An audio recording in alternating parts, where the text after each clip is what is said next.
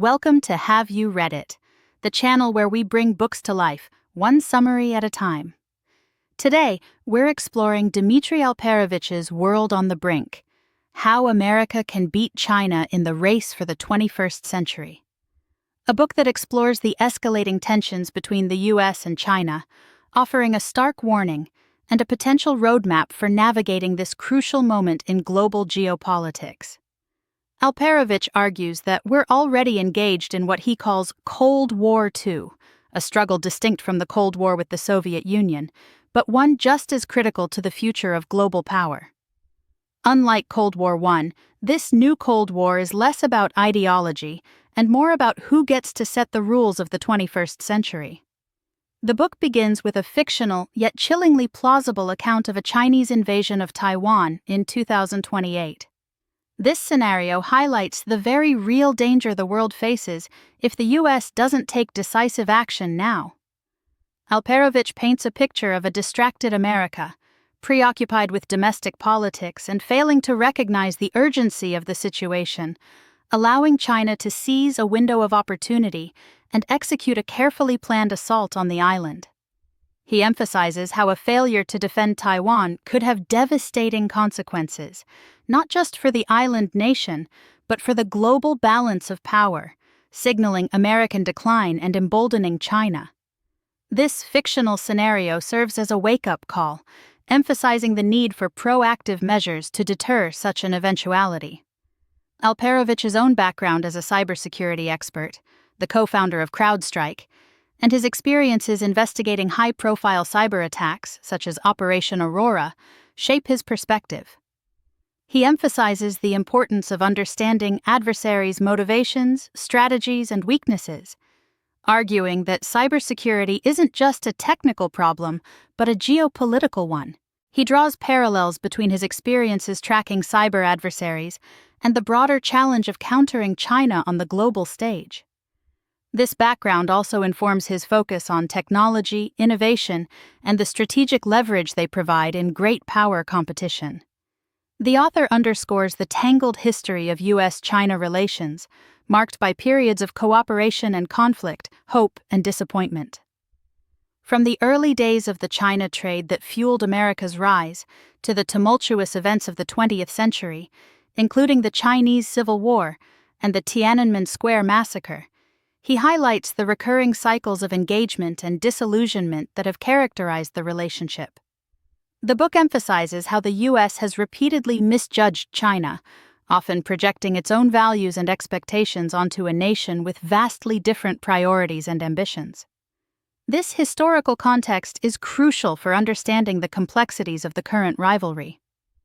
Alperovitch dissects how the US has been distracted and disoriented in its foreign policy since the end of the Cold War, focusing on wars of choice in the Middle East while failing to adequately address the rising challenge of China. He critiques the lack of clearly defined goals and strategies in US foreign policy, contrasting it with the more focused approach of Cold War I, where the goal was containment of the Soviet Union.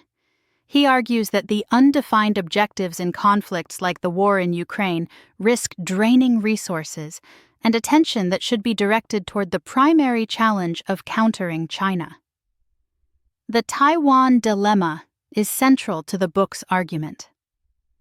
Alperovitch draws parallels between Vladimir Putin's invasion of Ukraine and the potential for Xi Jinping to make a similar miscalculation with Taiwan. He explores the historical, cultural, and geopolitical factors driving Xi's focus on Taiwan, highlighting the island's strategic importance for China's ambitions in the Pacific. He emphasizes how Taiwan's growing sense of independent identity, fueled by its democratic system and economic success, further complicates the situation.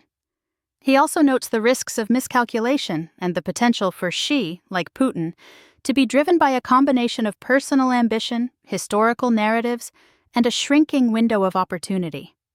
While acknowledging the formidable challenges posed by China and Russia, Alperovitch argues that both nations are weaker than they appear. He highlights Russia's demographic decline, economic woes, and the devastating impact of the war in Ukraine on its military capabilities. He points to China's looming demographic crisis, its debt-fueled economic vulnerabilities, and the risks of its aggressive foreign policy alienating potential allies. This assessment of adversaries' weaknesses is crucial for understanding where the U.S. holds leverage. The book emphasizes America's enduring strengths, arguing that the U.S. is stronger than it thinks. Alperovitch points to the 5 I's: immigration, innovation, investment, influence, and ideas as sources of American resilience and power. He highlights the continued appeal of the American dream, the strength of the U.S. economy and its innovation culture, the abundance of capital, the network of global alliances, and the enduring power of American values. This assessment of American strengths forms the basis for his optimistic outlook and proposed strategy. Alperovitch outlines a 4-step game plan for victory in the competition with China.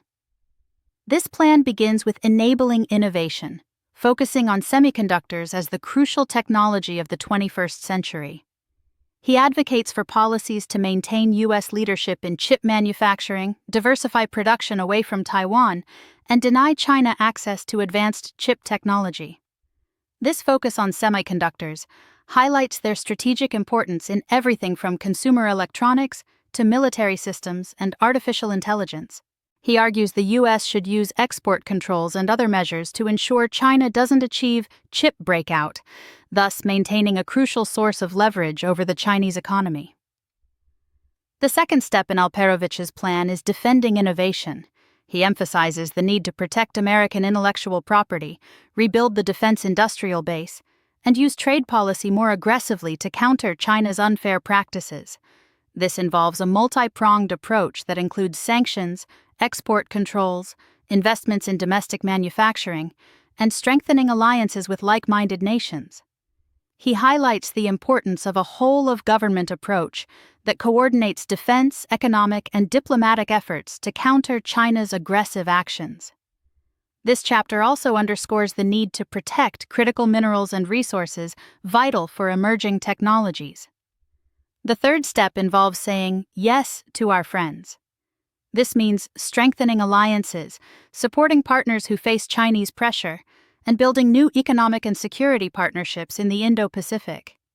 He advocates for a more robust and proactive approach to alliances, one that provides tangible support and security guarantees to nations willing to stand up to China.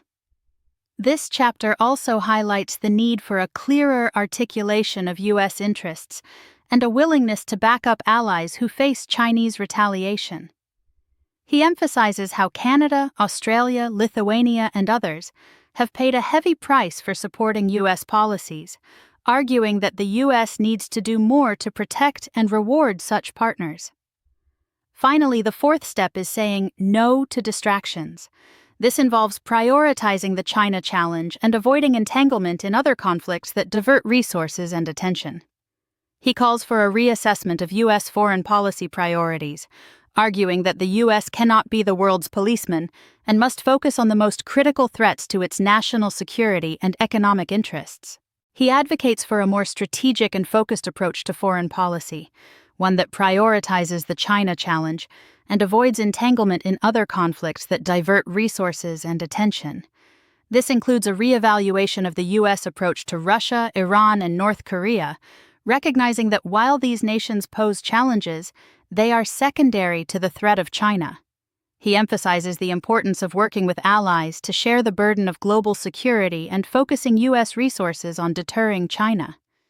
The core takeaway of World on the Brink is a call for a more strategic, focused, and assertive U.S. foreign policy to address the China challenge.